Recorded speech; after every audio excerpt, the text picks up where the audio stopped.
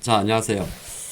제가 지난번에 한번 매도 리포터 관련 영상을 찍었었는데, 오늘도 또 국내 주식시장에서, 화장품주 하나가 어처구니 없는 일로 주가가 23% 이상 하락한 이슈가 있습니다. 과연 이게 맞는 건지, 우리 투자자들은, 이런 이슈가 생길 때 향후에 어떻게 대응하는 게 좋을 건지에 대한 이야기를 조금 준비를 해봤습니다. 본 내용은 딱 보게 되면 이렇게 이제 셀 레포터가 나온 건데요. 셀 레포트라고 한국에서는 공식적으로 매도 리포트라고 적힌 거는 잘 없습니다. 보통 이제 목표 가격을 하락을 하게 되면 사실상 매도 리포트에 좀 육박하는 그런 기업이죠. 조금 인터벌이 길었는데 바로 오늘 함께 다뤄볼 기업은 실리콘트라는 기업입니다. 이 주가는 22% 이상 하락을 했고요. 미리 하루 전날 시간에 다닐까 해서 하한가까지 가는 수모를 겪었는데, 약간 특이점은 외국인들이 미리 알았을까가 의심될 정도로 모든 법인에서 이렇게 대량의 매도가 나왔습니다. 심지어 아주 공격적으로 뭐 사모펀드에서는 95만 주, 그 다음에 투신과 연기금에서 각각 40만 주. 그러면 우리가 심히 의심되는 부분 자체가 어떤 오늘의 일정을 통해 가지고 모 펀드에서 완전 대량으로 아예 편출을 시켰다 정도로 느껴질 정도로 상당히 강력한 수급의 변화가 왔습니다. 이 말은 과연 우리 투자가 입장에서는 이게 이제 망한 건가 그렇게 볼 수도 있고, 회사 자체가 시가총액이 2조 원대이기 때문에 실제적으로 작은 사이즈는 아니겠죠. 코스닥 종목입니다만은 2조 원대라고 한다는 거는 시가총액이 상당 50인 안에 들기 때문에 큰 기업이 될 겁니다. 그러면 지금부터 하나씩 풀어보도록 하겠습니다. 이 기업은 실제적으로 대한민국에서 가장 유명한 스타일 코리아라는 플랫폼을 통해 가지고 전 세계 160개국으로 한국의 K-뷰티를 수출하는 유통 플랫폼 기업입니다. 뭐 회사는 뭐 어느 정도 아시기 때문에 좀 간단히 보면 이제 우리나라 광주 물류센터가 있을 거고, 메인 매출은 미국에서 많이 나오죠. 예, 미국 서부, 동부 다 이렇게 주요 물류센터를 갖고 있습니다. 뭐 개별적인 기업에 대한 설명은 간단히 좀 하도록 하고요. 근데 오늘 사건의 본질은 어디에서 나오냐면 바로 여기에 나오는데, 바로 전날 실리콘투 같은 경우는 4분기 실적 발표를 했습니다. 그런데 조금 미심쩍은 부분이 있는데요. 우리 개인 투자가분들이 과연 이 내용을 알 수가 있을까요? 예, 한번 보시죠. 공시를 보게 되면 공시는 이렇게만 나왔습니다. 보통 기업 같은 경우는 매출이 30% 이상 또는 손익 구조가 30% 이상 나면 별도 공시를 하게 됩니다. 그래서 아직은 이제 간사 보고서는 아니지만은, 근데 이거는 연간 데이터잖아요. 그냥 우리가 하루 전날 공시 받은 거는 24년도 기준으로 매출이 6,900억 정도, 영업이익이 1,300억 정도, 작년 대비해서 각각 100%, 186% 올랐다고 확인하고 아주 편하게 다리를 뻗고 잤습니다. 그런데 이게 무슨 일이죠? 이렇게만 놓고 봤을 때는 주가가 도저히 이해가 되질 않습니다. 그랬더니 정권사 내용은 이렇게 나옵니다. 저거는 연간이고, 다만 4분기 매출 같은 경우는 전년 동기 대비해서, 그러니까 23년도 대비해서 60%, 영업이익도 259억이 나왔는데 생각했던 것보다 덜 나왔다. 매출이 12%, 영업이익이 36%. 그러니까 컨센서스라보다 하이했다는 거죠. 야, 이런 거 보면 기업의 실적이란 게 말이에요. 물론 우리가 분기 단위로 기업의 실적은 변합니다만 분기 기준으로 특히나 4분기 같은 경우는 특수한 경우가 많습니다. 우리가 보통 보면 4분기에는 별도적으로 비용이 나가는 경우도 많아요. 뭐 성과급을 줄 수도 있고, 만약에 부진한 부분에 투자를 좀 할 수도 있고, 빚을 갚을 수도 있고, 뭐 어쨌든 간에 어쨌든 시장은 약간 4분기 실적이 컨센서스에 미치지 못했다의 주요 하락 원인이 있다고 볼 수 있습니다. 근데 이 보고서를 쓴 모 증권사는 이렇게 기사가 좀 나왔어요. 저도 저 내용을 봤는데 정확한 건 모르겠다. 예. 그러니까 연간으로 보면 너무 좋잖아요. 정확한 건 모르겠다. 근데 이게 지난해 3분기부터 약간 미국 법인 쪽에서 매출이 조금 꺾이는 노이즈가 있었어요. 노이즈 있었습니다. 있긴 있었는데 사실 그 내용 자체가 처음 나온 내용은 아니고, 그러면 작년도 4분기 정도에 그런 내용이 없잖아 있기는 있었어요. 이거는 이제 지난 24년도 11월 18일 전후니까 유한타 증가 하나 두 개 정도 증권사를 봐봤는데, 내용이 키워드만 보게 되면 실리콘투가 이상하게 작년 3분기 실적을 발표할 때부터 성장 둔화인가 새로운 도약인가 제목부터 부정적입니다. 또 다른 증권사 보면 분기 실적 최대이나 시장 기대 점점, 네, 이런 게 좀 있었죠. 야, 그런 걸 놓고 봤을 때는 분명히 작년 3분기부터 뭔가 노이즈가 있었을 거예요. 그쵸? 그리고 오늘 이제 증권사 매도 리포트 핵심은 한국투자증권이었는데, 요거는 23년도 리포트니까 뭐 그때도 여기서는 사실 그렇게 좋게 본 것 같지는 않습니다. 근데 그러면 단점을 놓고 봐야 때 23년도 4분기 때, 24년도 3분기 때 이미 실적이 나쁘게 좀 나왔다는 거죠. 근데 우리 투자가분들이 그걸 알 수가 있을까요?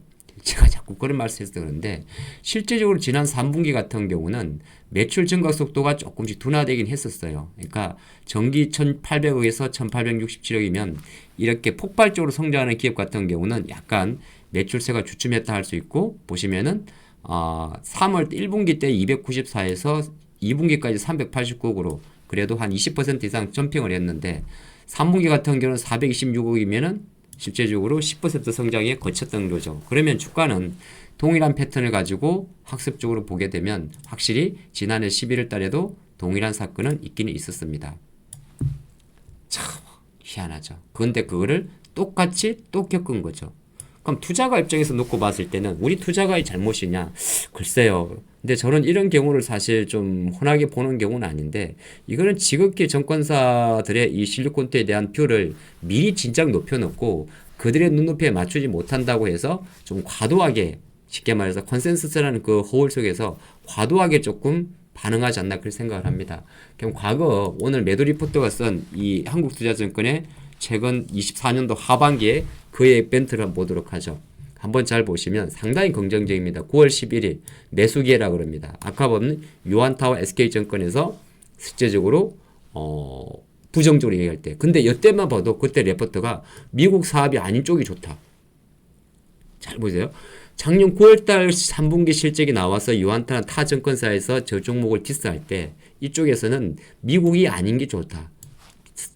3분기 실적 자체가 주춤한 이유가 미국에서 좀 주춤했거든요.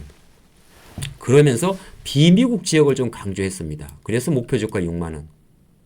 예, 그 의견 자체를 거의 연초까지 가져왔어요. 근데 오늘 같은 경우는 요 6만 원의 목표 가격을 5만 원으로 만 원을 내렸습니다. 물론 청건사 애널리스트의 어떤 뭐 본인의 판단이기 때문에 제가 그 영역까지도 침해하고 싶지는 않습니다. 하지만 실제적으로 갑자기 멘트를 이걸 집어넣는 거는 어떻게 보게 되면 물론 이제 본인의 생각이니까 바뀔 수 있습니다만은 분명히 작년 하반기에는 미국 쪽에서는 그렇게 많이 이야기를 하진 않았습니다. 근데 이번에는 미국 경쟁이 심해서 매출이 부진했다를 좀 부각시켰다고 한 거는 제가 판단할 때는 뭔가 주가에 대한 하락에 대해서 목표가를 갖고 가기에는 부담스러웠지 않나 그렇게 볼 수가 있습니다. 또 하나 제가 좀 깊이 봐야 될 게 그러면 과연 실리콘투라는 기업이 어떤 기업인지를 조금 더 보게 되면 이 기업 같은 경우는 실제적으로 뭐 다 좋은 건 다 아실 건데 전체 브랜드 매출 같은 경우는 확실히 23년도 기준으로 북미 매출 비중이 압도적으로 높습니다. 22%죠. 22% 가장 높습니다. 그리고 대표적인 브랜드는 뭐 여러분 잘 아시겠습니다만은 조선민이라든지 코스알엑스, 뭐 아노아 이런 브랜드들이 입자나 상위 브랜드를 갖고 있습니다. 전체적으로 22년도 3년도 이후부터 실적이 조금 감소한 걸 인지할 수 있는 부분인데 조금 더 내용을 봐서 23년도 그러면은 11월 달에 타 정권사의 비슷한 내용을 한번 보도록 하면 이때도 거의 비슷한 이야기를 하긴 해요. 미국 쪽에서 뭔가 노이즈가 온다. 아마존 비즈니스 전략적 축소. 그래서 3분기부터 약간의 불확실성을 나타냅니다. 하지만 이 정권사도 여전히 목표가 6만 원을 유지하고 있어요. 물론 목표가라는 건 하나의 참조 주가고 참고로 실리콘토는 6만 원을 간 적이 제 기억이 맞다면 없습니다. 못 갔죠. 한 번도 못 갔습니다. 상장하고 나서 못 갔는데 다시 조금 더 보도록 할까요? 그래서 그 당시에 보게 되면 24년도 기준으로 잠깐 어느 정도의 전망을 했냐면 물론 다른 정권사도 비슷하게 나올 수 있는데 24년도를 1,560억 정도를 전망을 했습니다. 이건 유한타 증권인데 그래서 제가 다시 역으로 여러분에 앞서 가지고 공부를 해왔습니다. 그래서 아까 봤던 내용을 가지고 계산해 봤더니 실제적으로 4분기에 3분기에 426억이 나왔으면 연간 얼마가 나왔냐면 연간 1,300억대가 나왔습니다. 그건 이제 공시 내용에 있겠죠. 아까 다시 한번 보시면 연간 1,369억이 나왔습니다.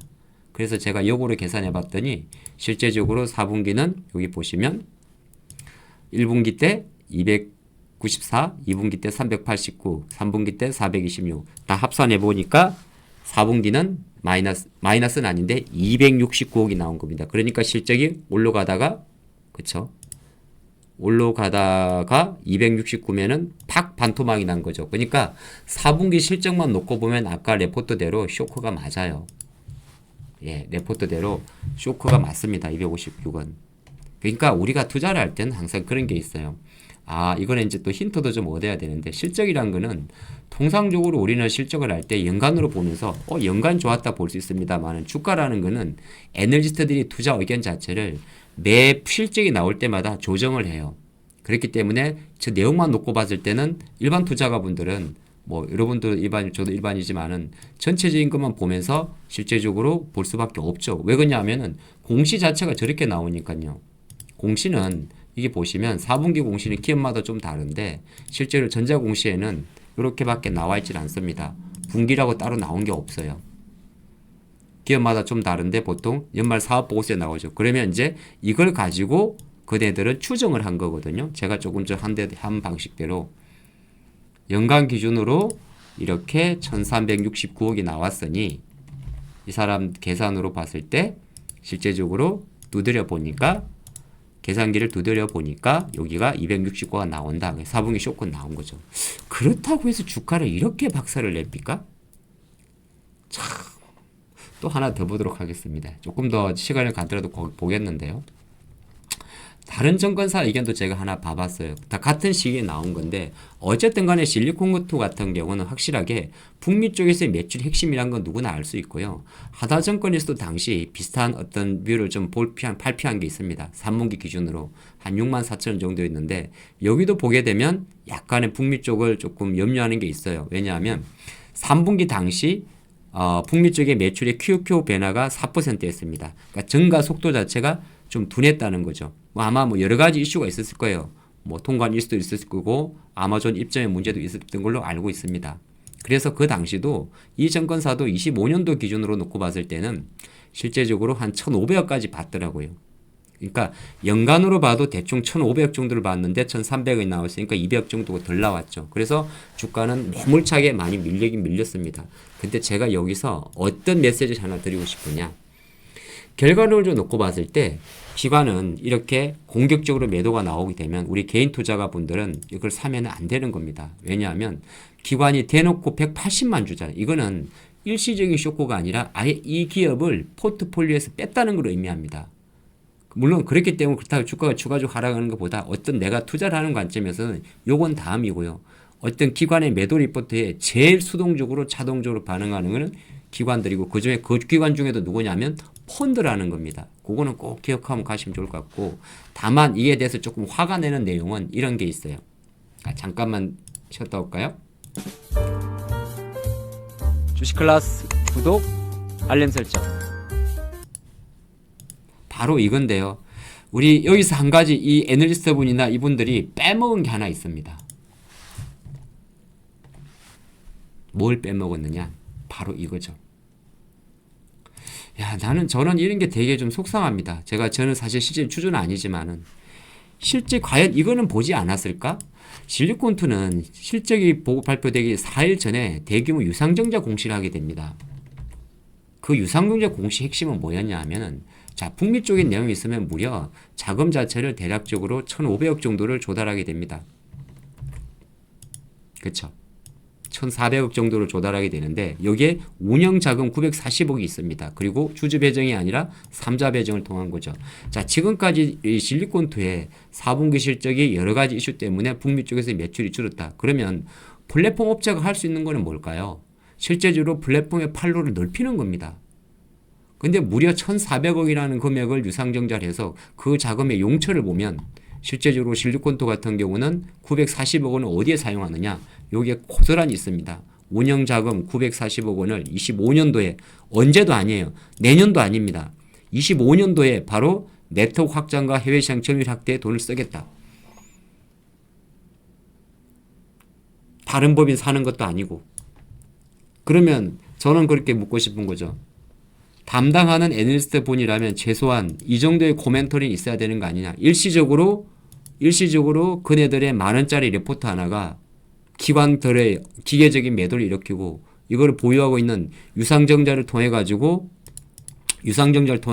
선량하게, 실리콘투가 작년 3분기 때도 네트워크 기준으로 힘들었지만은 올해 저렇게 대규모 자금 조달함으로써 자금이 확보됐으니까, 유통은 결국은 돈 싸움이잖아요. 그쵸. 유통 바로 돈 싸움인데 돈 싸움을 통해 가지고 자문촉들에 스킵했던 투자가는 하나의 10,000원짜리 매도 리포트 때문에 엄청난 손실을 볼 수밖에 없는 것 같습니다. 자, 오늘 내용은 사실 뭐 화만 나면 다를 수 없는데 한 두 가지 정도를 한번 기억하면 좋을 것 같아요. 우리가 실적을 발표할 때는 조금 수고스럽더라도 연간과 분기의 변화율을 체크해라. 그 첫 번째고, 두 번째는 조금 더 번거롭더라도 이걸 담당하는 섹터 애널리스트의 의견 자체가 매수지만은 목표가격을 내린다는 이야기가 나올 때는 물론 이미 내가 확인했을 땐 늦었을 거예요. 근데 이런 일은 계속 재발할 수가 있습니다. 조금 수고스럽더라도 그런 플로를 조금씩 기억하는 것도 좋을 것 같습니다. 세 번째는 바로 그 액션인데요. 어쨌든 간에 주식은 감정보다는 냉정해야 되기 때문에 이러한 이슈가 나왔을 때는 조금이라도 수익을 얻기 위해서 아침 초반에 이렇게 미련을 둔다기보다는 1차적으로 내가 살기 위해서는 액션을 조금이라도 한 이후에 다음을 봐라. 그렇게 봐야 되고, 세 번째는 이런 이슈가 나왔을 경우에는 네 번째군요. 이슈를 많이 말씀드리네. 일정 부분의 과거 패턴을 참조해서 새로운 투자 전략을 활용하라. 이렇게 보시면 좋을 것 같습니다. 어쨌든 본 영상을 통해 가지고 여러분들이 한번 기업을 분석하는 이런 거에도 큰 도움이 됐으면 하는 것이 우리 주식 클래스의 이념이니까 앞으로도 많은 인사이트와 좋은 내용으로 함께 하도록 하겠습니다. 좋아요, 구독하기 꼭 눌러주세요. 감사합니다.